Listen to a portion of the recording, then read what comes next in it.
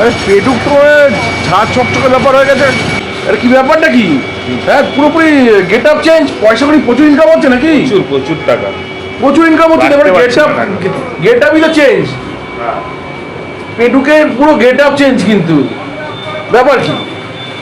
ব্যাপার কিছুই না, ব্যাপারটা হলে একটু সাজিয়ে গুছিয়ে রাখতে হবে। এখানে বিজনেস করছি, মানুষ চায় একটু ভালো জায়গায় বসে খেতে।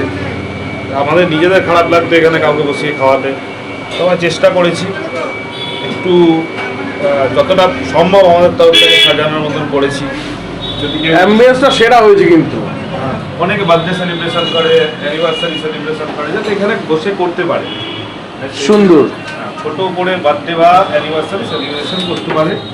আমাদের 8-10 জন মতো বসার জায়গা এখানে আমরা করে দিতে পারি। তো এই ছোট্ট অ্যাম্বিয়েন্সের মধ্যে যতটা সুন্দর করার মতন আমাদের ইয়েতে ছিল, তো আমরা সেইটুকুনি সুন্দর করতে পেরেছি। কাস্টমার অনেকে এসে বলছে খুব ভালো লাগছে, এটাই বেশ ভালোই।